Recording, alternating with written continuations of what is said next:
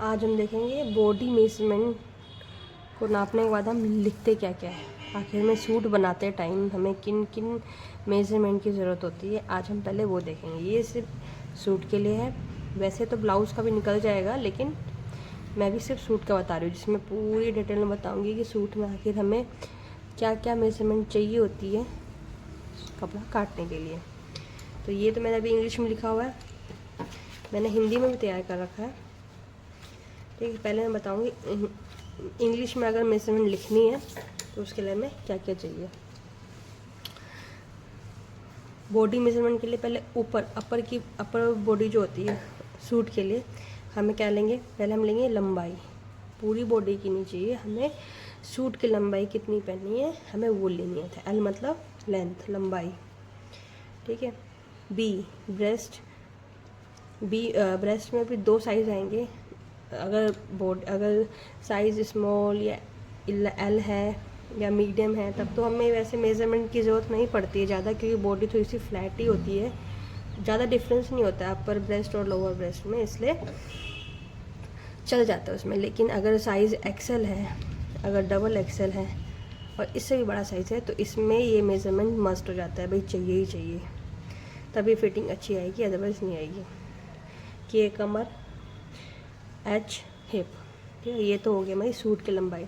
Suit का measurement, suit में हमारा बाजू की एल मतलब लेंथ और एम मतलब मोहरी, गोलाई जो होती है हाथ की गोलाई। ठीक है, फिर नेक, आगे का कितना रहेगा, एफ मतलब फ्रंट और बी बैक। ठीक है, मैं आपको सबको ये इसलिए बता दे रही हूँ ताकि हम जब अगले वीडियो में मेजरमेंट लिखे, मेजरमेंट में हम लूजिंग कैसे देते हैं, किस साइज़ के लिए हम क्या चीज़ लेते हैं, जो चीज़ फिक्स है, जैसे आर्म होल नहीं, लूजिंग फिक्स है। बाजू में हमें लूजिंग देनी, पैंट में लूजिंग देनी है नहीं देनी, तो ये साइज़ के अकॉर्डिंग ही हम मेज़र करते हैं। अब है नेक में फ्रंट नेक कैसा रहेगा और बैक नेक कैसा रहेगा। आर्म होल तो सबसे ज़रूरी है, उसी से फिटिंग अच्छी आती है बाजू की। जो झोल पड़ता है, झोल पड़ने की दिक्कत भी ख़त्म हो जाती है।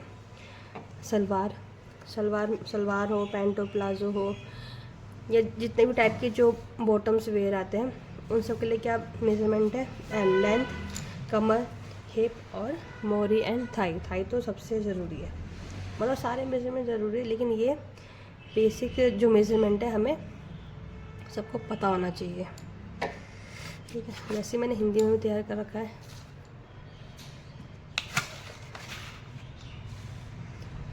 हिंदी में है सूट की लंबाई छाती, कमर, कूल्हा, बाजू की हाथ की लंबाई, गोलाई, गला कितना लेंगे हम आगे का पीछे का, आर्म होल हम कितना लेंगे।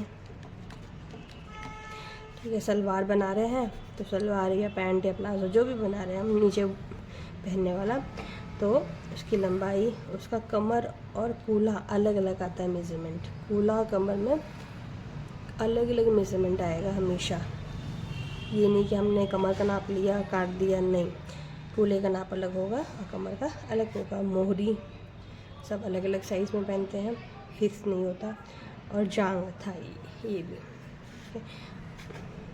अब हम अगली वीडियो में देखेंगे कि नाप लेना कैसे है। ये तो हो गया हमें नाप किन किन चीज़ों की चाहिए, ये सिर्फ मैंने सूट की बात की है।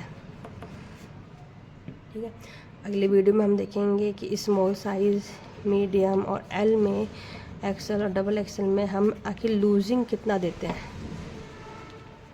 ठीक है, हम लूजिंग की बात करेंगे, मेजरमेंट हमें कैसे लेनी है इसकी बात करेंगे। Okay, thanks.